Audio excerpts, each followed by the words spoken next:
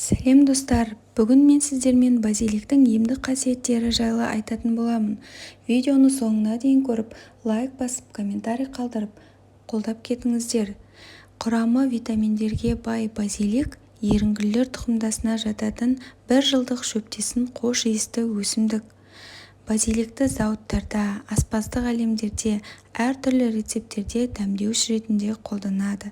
Сонымен қатар, кейбір косметикалық компаниялар базиликті кремдер мен скрабтардың ингредиенті ретінде пайдаланады.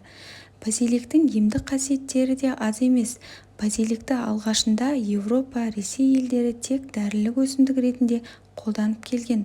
Жаңадан өсіп шыққан базиликтің жапырақтары мен сабақтары Б дәрументерінің, аскорбин қышқылының, каротин және рутиннің құнды көзі болып табылады. Базиликтің гүлдері мен тұқымдарында көп мөлшерде эфир майы гликозидтер болады. Базиликтерді үзіп жинап кептіргеннен соң, базиликтің құрамындағы қоректік заттардың пайыздық мөлшері төмендейді. Бірақ та дәрілік қасиеттері жеткілікті мөлшерде келесі жаңадан егін жинағанға дейін сақталады. Базиликті тамаққа не үшін дәмдеуіш ретінде қолданамыз? Себебі базиликтен дайындалған тағам іштің кебуін, тәбеттің болмауын, сондай-ақ қан қысымы жоғарылаған кезінде оны төмендету үшін ұсынылады. Жапырақтарында көп мөлшерде болатын таниндер қатты терлеген кезде, аяқтың, қолтықтың иістері шыққан кезде өсімдікті қайнату арқылы соның сығындысымен сүртіп, ол иістерден арыла аламыз. Сонымен қатар, емізулі аналарға да өте күшті көмегін тигізеді.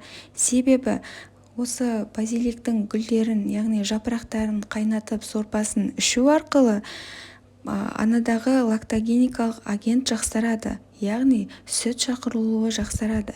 Сондай-ақ базиликтің қайнатпалары арқылы қант диабетінің жаралары және де трофикалық жаралар емделген. Мұндай қасиетін біз антисептикалық қасиет дейміз. Теріге пайдасы: базиликтен дайындалған ваннаға түсу арқылы теріні жұмсарта аламыз. Және де бұл өсімдіктің хош иісті майы кернеуді жеңілдетіп, көңіл-күйді жақсартып және де жалпы өмір сүруге әсер етеді. Базиликті күнделікті тағамға қолдану арқылы біз өзіміздегі жеңілдікті байқаймыз және де ішіміздегі кебулерден арылып, өміріміз жақсара түседі. Базиликті сіз де пайдасын білгеннен кейін міндетті түрде тағам өндірісінде қолданып жүріңіз.